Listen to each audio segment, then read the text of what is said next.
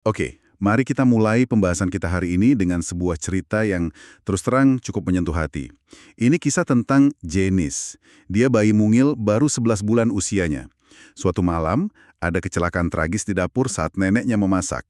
Janice, yang sedang merangkak, nggak sengaja tersiram air mendidih. Luka bakarnya parah banget. Di rumah sakit, dokter bilang peluang hidupnya kecil, kurang dari 10%. Tapi Janice ini pejuang. 3,5 minggu dia bertahan. Melawan infeksi, gagal ginjal, gagal hati, semuanya dilawan. Tim medis, keluarga, semua mulai berharap. Kayaknya mungkin ada keajaiban. Tapi suatu sore, tiba-tiba saja, waktu digendong perawat, matanya mendelik ke atas. Tekanan darahnya anjlok, jantungnya berdebar kencang, bibirnya biru, terus dia berhenti napas. Tim medis sudah berusaha maksimal, 1 jam penuh resusitasi.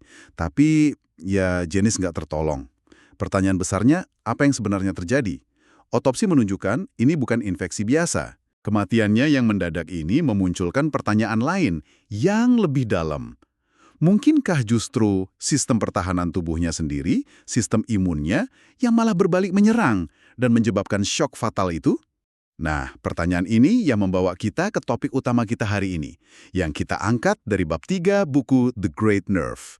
Kita akan bahas konsep keren tentang bagaimana tubuh Anda punya mekanisme penyembuhan otomatis, semacam refleks tersembunyi gitu, yang kerja terus-menerus menjaga keseimbangan internal, istilahnya homeostasis. Dan yang paling menarik hari ini, ada penemuan penting bahwa otak Anda, lewat saraf khusus bernama saraf vagus, ternyata bisa secara aktif mematikan atau mengontrol peradangan di seluruh tubuh. Ini bukan teori loh, tapi refleks nyata yang mengubah cara pandang kita soal hubungan otak, saraf, dan sistem imun. Yuk kita bedah lebih dalam refleks penyembuhan ini. Kuncinya di sini memang homeostasis. Coba bayangkan tubuh Anda itu kayak ekosistem yang rumit tapi juga dinamis. Homeostasis ini, ya, kemampuan luar biasa ekosistem tubuh kita untuk menjaga kondisi internalnya tetap stabil, optimal. Contohnya suhu tubuh ya, dijaga sekitar 37 derajat Celcius, tekanan darah juga di rentang tertentu, kadar gula darah, pH, keseimbangan cairan, semuanya diatur presisi banget. Ini penting, karena sel-sel tubuh kita cuma bisa kerja baik di kondisi lingkungan internal yang sangat spesifik gitu. Jadi, menjaga homeostasis itu ya fundamental buat hidup. Yang menarik, seperti yang Anda bilang tadi, ini bukan sekedar program kaku dari genetik kita, bukan. Homeostasis ini justru contoh bagus dari apa yang ilmuwan sebut properti emergen. Properti emergen? Itu istilah baru buat saya. Maksudnya gimana tuh? Jadi artinya fungsi yang teratur dan seimbang ini muncul secara spontan dari interaksi kompleks miliaran bagian kecil, terutama sel-sel saraf yang saling ngobrol, saling komunikasi. Mirip kayak, gimana kesadaran muncul dari interaksi miliaran neuron di otak Anda. Atau kayak ribuan burung camar bisa terbang dalam formasi rapi tanpa ada satu pemimpin yang ngasih komando jelas. Nah, keseimbangan tubuh kita ini hasil kerjasama kolektif yang luar biasa gitu. Muncul begitu saja dari interaksi. Wah, analogi yang menarik. Jadi bukan program tertulis, tapi hasil interaksi ya. Oke. Lalu, secara praktisnya, gimana tubuh kita mengatur interaksi ini? Mekanismenya apa? Mekanisme utamanya itu lewat refleks. Kita sering mikir refleks itu cuma lutut diketuk atau tangan menghindar dari panas kan?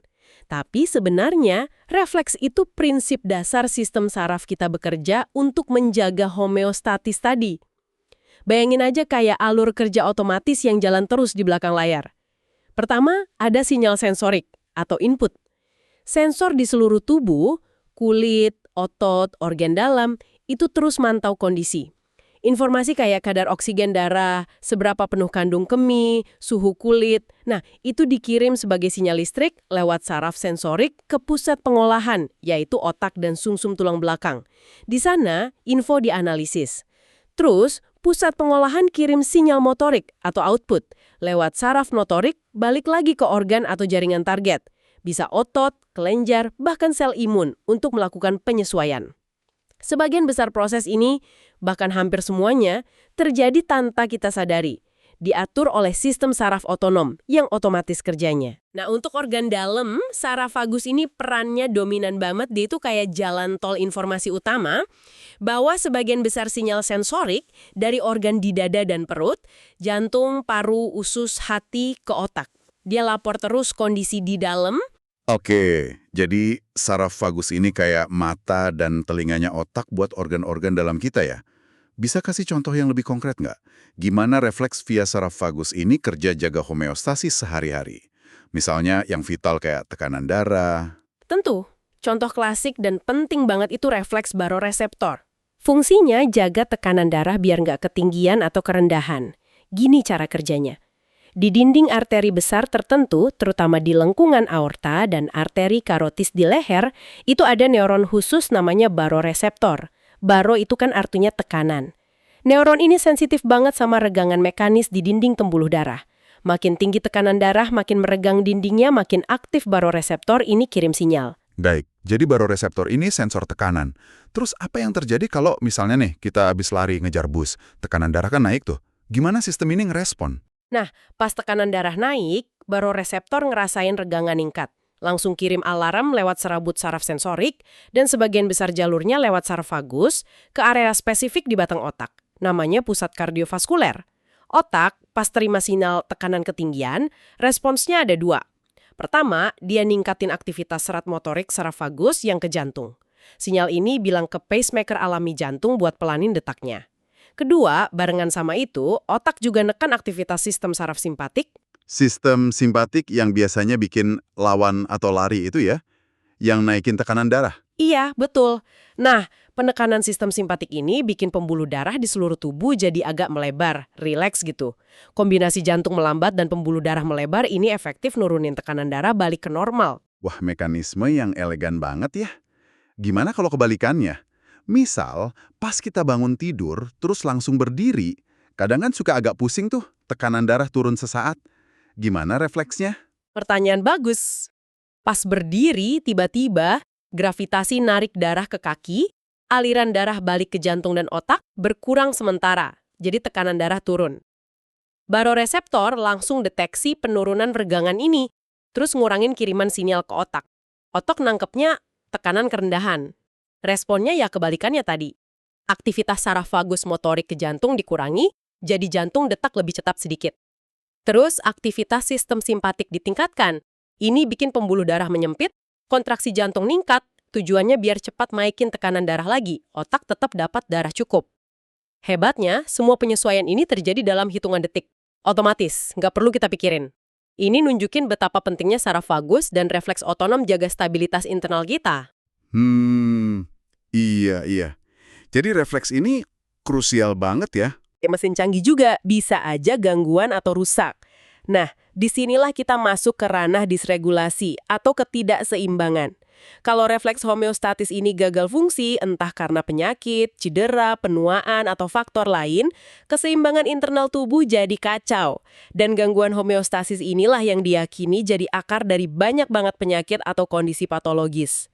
Nah, kita balik lagi ke kasus Janice tadi.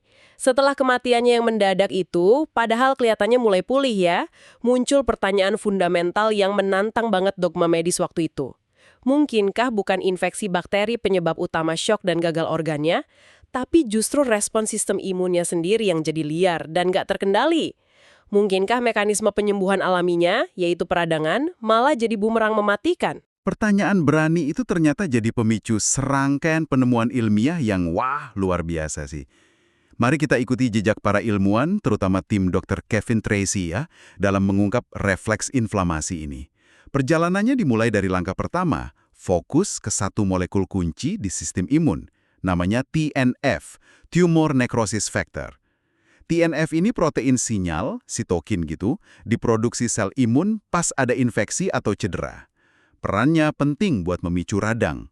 Para peneliti ini coba eksperimen di tikus. Mereka nemuin sesuatu yang mengejutkan. Kalau mereka suntik TNF murni aja ke tikus, tanpa ada infeksi bakteri sama sekali, tikusnya bisa syok, rusak organ parah, terus mati. Gejalanya mirip banget sama keracunan parah karena toksin bakteri LPS. Ini bukti eksperimental pertama yang kuat bahwa tubuh lewat sistem imunnya memang bisa bunuh diri kalau produksi molekul kayak TNF ini berlebihan. Mungkin ini yang terjadi sama Janice. Tubuhnya, karena respons luka bakar hebat, produksi TNF gila-gilaan tak terkendali. Iya, penemuan bahwa TNF bisa jadi penyebab utama kematian akibat radang berlebih ini langsung bikin muncul pertanyaan selanjutnya. Kalau TNF bahaya gini, bisa kita stop nggak? Bisa kita blokir nggak aksinya buat nyelamatin nyawa? Ini membawa kita ke langkah kedua. Eksperimen yang dramatis banget. Pakai babun. Hewan primata ini sengaja diinfeksi bakteri E. coli dosis mematikan. Tapi sebagian babun ini dikasih suntikan antibodi khusus yang bisa nangkep dan nonaktifin TNF di tubuh mereka. Hasilnya benar-benar mencengangkan. Jadi titik balik. Semua babun yang nggak dikasih antibodi anti-TNF kena shock septik parah, ujung-ujungnya mati. Gagal organ. Sebaliknya, babun yang dapat antibodi anti-TNF, walau kena bakteri yang sama, sebagian besar selamat. Peradangan hebatnya berhasil dicegah. Ini momen holy shit pertama, istilahnya. Pembuktian konsep yang luar biasa. Ternyata nargeting dan blokir TNF spesifik bisa cegah kematian akibat radang tak terkendali. Ini buka harapan baru buat terapi anti-TNF untuk sepsis pada manusia, dan memang akhirnya melahirkan kelas obat baru yang penting. Itu benar-benar mengubah pandangan waktu itu ya. Blokir satu molekul bisa cegah kematian. Tapi ceritanya belum selesai nih. Gimana otak dan saraf vagus akhirnya masuk ke cerita ini? Nah, disinilah ceritanya jadi aneh sekaligus menarik. Langkah ketiga. Ini terjadi beberapa waktu kemudian, pas tim Dr. Tracy lagi neliti obat antiinflamasi eksperimental lain. Secara nggak sengaja, atau mungkin intuisi ya, mereka coba suntikin obat itu. Dosis kecil banget. Terlalu kecil buat nyebar ke seluruh tubuh lewat darah, langsung ke otak tikus. Tepatnya ke ventrikel otak. Terus, mereka suntik toksin bakteri LPS yang kita tahu micu produksi TNF ke perut tikus itu. Logikanya kan, obat di otak nggak ngaruh dong ke radang sistemik di seluruh tubuh gara-gara LPS di perut. Tapi hasilnya, benar-benar di luar dugaan. Obat yang di otak itu secara signifikan berhasil menghentikan produksi TNF di limpa dan bagian tubuh lain. Kok bisa? Gimana caranya sinyal dari otak bisa ngontrol respons imun yang jauh di perut atau limpa? Apa penghubungnya? Teka-teki ini yang bawa kita ke langkah keempat, di mana peran kunci saraf vagus akhirnya terungkap. Buat jawab gimana otak ngomong ke sistem imun, peneliti bikin eksperimen lanjutan yang cerdik. Mereka ulang prosedur tadi, suntik obat anti radang dosis rendah ke otak, terus kasih LPS ke perut. Tapi kali ini, di sekelompok tikus, mereka lakuin satu hal tambahan sebelumnya. Potong saraf vagus di leher tikus, vagotomi. Ingat kan, saraf vagus itu jalur komunikasi utama otak dan organ perut. Hasilnya, pada tikus yang saraf vagusnya dipotong, efek anti radang dari obat di otak itu hilang total. Produksi TNF tetap melonjak tinggi pas dikasih LPS, seolah-olah obat di otak nggak pernah ada. Ini momen pembuktian krusial. Bukti definitif. Saraf vagus itu jalur komunikasi fisik, kabel dua arah, yang memungkinkan otak kirim sinyal buat secara aktif nekan atau ngontrol radang di bagian tubuh yang jauh. Otak nggak kerja sendiri. Dia pakai sistem saraf otonom, khususnya saraf vagus, buat modulasi respons imun. Wow, jadi ada jalur langsung dari otak ke sistem imun lewat saraf vagus. Makin dalam nih. Nah, kalau motong saraf vagus menghilangkan efek penekanan radang dari otak, muncul pertanyaan logis berikutnya dong. Bisa nggak kita lakuin sebaliknya? Bisa nggak kita sengaja aktifin saraf vagus buat dapat efek anti radang yang sama tanpa perlu obat di otak? Ini membawa kita ke langkah kelima, eksperimen yang mungkin paling mengejutkan. Tim peneliti ngambil stimulator saraf sederhana, kira-kira segenggaman tangan, pakai baterai AA biasa, dan pasang elektroda kecil di sekitar saraf vagus leher tikus. Terus mereka kasih stimulasi listrik singkat dan ringan ke saraf vagus ini beberapa menit. Yang penting, stimulasi ini dilakuin sebelum tikus disuntik LPS. 2 jam setelah LPS disuntik, mereka ukur kadar TNF di darah tikus. Hasilnya, ini momen holy shit ketiga. Mungkin yang paling mengguncang, tikus yang dapat stimulasi saraf vagus sebelumnya nunjukin penurunan produksi TNF sampai 75% dibanding tikus kontrol. Hanya dengan mengaktifkan saraf vagus secara elektrik, mereka berhasil menekan respons radang sistemik secara drastis. Ini bukti adanya sirkuit saraf spesifik lewat saraf vagus yang aktif berfungsi buat menghambat produksi molekul proinflamasi kayak TNF. Mereka nemuin refleks antiinflamasi yang dimediasi saraf. Penemuan rangkaian sirkuit biologis ini mulai dari deteksi radang, sinyal ke otak, sampai respon penekanan lewat saraf vagus, akhirnya dikasih nama yang pas, refleks inflamasi. Ini mekanisme fisiologis fundamental, di mana sistem saraf Anda, khususnya saraf vagus, aktif ikut ngatur dan ngontrol respon sistem imun. Ini bukan lagi komunikasi satu arah dari organ ke otak aja, tapi dialog dua arah yang canggih. Kira-kira gini alurnya. Pas sel imun di suatu tempat deteksi bahaya, invasi bakteri, kerusakan jaringan, atau stres metabolik, mereka lepasin molekul sinyal radang, termasuk sitokin kayak TNF. Ini micu respons imun lokal. Iya, itu langkah pertahanan pertama kan ya? Bener. Tapi yang menarik, sitokin-sitokin ini juga jadi sinyal yang didengar sama ujung-ujung saraf sensorik, termasuk serabut vagus, yang ada di dekat lokasi radang. Sinyal bahaya ini naik lewat saraf sensorik ke otak. Ini salah satu alasan kenapa pas Anda infeksi atau radang, sering ngerasa sakit, demam, lemas, nggak nafsu makan, atau nggak enak badan gitu. Itu manifestasi sinyal radang yang sampai ke otak dan ngaruh ke perilaku serta fisiologi Anda. Nah, otak, setelah terima info soal radang ini, nggak diam aja. Sebagai respons adaptifnya, dia pakai jalur saraf vagus motorik buat kirim sinyal balik ke sel imun kayak makrofag di lokasi radang atau di organ imun kayak limpa. Sinyal dari saraf vagus ini, neurotransmitternya asetilkolin, intinya bilang ke sel imun, buat tenang, buat ngontrol diri, batasi produksi sitokin proradang lebih lanjut. Tujuannya biar respons radang nggak berlebihan dan malah ngerusak jaringan sehat di sekitarnya. Ini refleks protektif yang vital banget. Jadi, bisa dibilang refleks inflamasi ini kayak sistem rem internal atau termostat buat sistem imun kita ya, biar nggak terlalu panas. Tepat sekali, itu analogi yang bagus banget. Dan keberadaan serta fungsi optimal refleks inflamasi ini krusial banget buat jaga kesehatan Anda secara keseluruhan. Kalau refleks ini gagal fungsi, mungkin karena kerusakan saraf, penyakit tertentu, atau faktor lain yang belum kita paham sepenuhnya, kayak yang diduga kuat terjadi pada Janis, maka rem sistem imunnya seolah blong. Peradangan bisa lepas kendali. Ini nggak cuma bahaya di situasi akut kayak shock septik atau cedera parah, tapi juga makin diyakini berperan penting dalam perkembangan banyak penyakit kronis. Penyakit yang ditandai radang tingkat rendah tapi terus-menerus, kayak artritis, reumatoid, penyakit radang usus, Crohn atau colitis ulcerativa, mungkin juga beberapa penyakit kardiovaskuler, metabolik, bahkan neurodegeneratif, diduga ada disfungsi refleks inflamasi ini. Penemuan refleks inflamasi ini akhirnya ngasih kerangka ilmiah buat memahami tragedi Janis ya.